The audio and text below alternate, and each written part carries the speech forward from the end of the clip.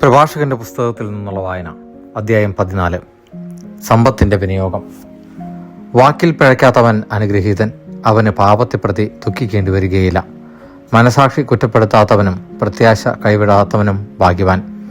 ലുബ്ധൻ സമ്പത്ത് അർഹിക്കുന്നില്ല, അസൂയാലുവിന് സമ്പത്ത് കൊണ്ട് എന്തു പ്രയോജനം? സ്വന്തം കാര്യത്തിൽ പിശുക്ക് കാണിക്കുന്നവന്റെ സമ്പത്ത് അന്യർക്ക് പോകും, അവർ അതുകൊണ്ട് ആഡംബരപൂർവ്വം ജീവിക്കും. തന്നോട് തന്നെ പിശുക്ക് കാണിക്കുന്നവൻ ആരോടെങ്കിലും ഔദാര്യം കാണിക്കുമോ? അവൻ സ്വന്തം സമ്പത്ത് ആസ്വദിക്കുകയില്ല.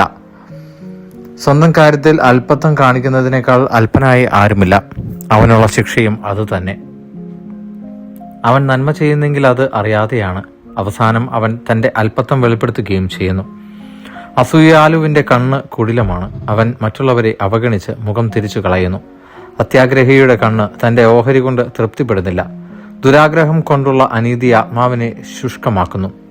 ലുബ്ധന്റെ കണ്ണ് അപ്പത്തെ വെറുക്കുന്നു, അവന്റെ ഭക്ഷണമേശയിൽ അത് കാണുകയില്ല. മകനെ കഴിവിനൊത്ത് ചെലവ് ചെയ്തു കൊള്ളുക, കർത്താവിന് യോഗ്യമായ കാഴ്ചകൾ സമർപ്പിക്കുകയും ചെയ്യുക. മരണം വിദൂരമല്ലെന്ന് ഓർക്കുക, പാതാളത്തിൽ പ്രവേശിക്കേണ്ട സമയം നിനക്ക് അജ്ഞാതമാണ്. മരിക്കുന്നതിന് മുമ്പ് സ്നേഹിതന് നന്മ ചെയ്യുക, ആവുന്നത്ര ഉദാരമായി അവനോട് പെരുമാറുക. ഇന്നിന്റെ സന്തോഷങ്ങൾ നഷ്ടപ്പെടുത്തരുത്, നിനക്ക് അർഹമായ സന്തോഷത്തിന്റെ ഓഹരി വേണ്ടെന്ന് വെക്കരുത്. നിന്റെ പ്രയത്നത്തിന്റെ ഫലം മറ്റുള്ളവർക്ക് വിട്ടിട്ട് പോവുകയും നീ അധ്വാനിച്ച് സമ്പാദിച്ചവ അവർ പങ്കിട്ടെടുക്കുകയും ചെയ്യുകയില്ലേ?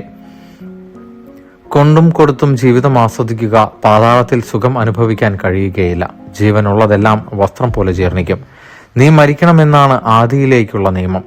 തഴച്ചു വളരുന്ന വൃക്ഷത്തിൽ കൊഴിയുകയും വീണ്ടും തളിർക്കുകയും ചെയ്യുന്ന ഇലകൾ പോലെയാണ് മനുഷ്യന്റെ തലമുറകൾ.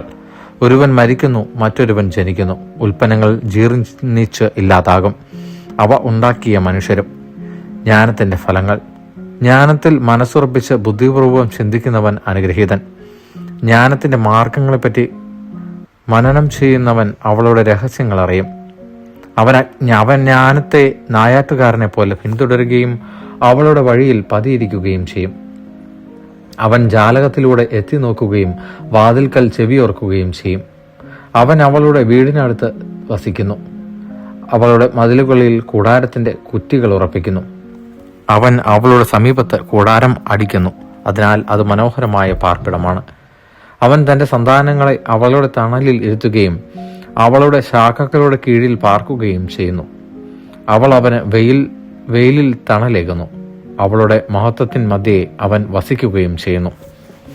ദൈവവചനമാണ് നാം കേട്ടത്.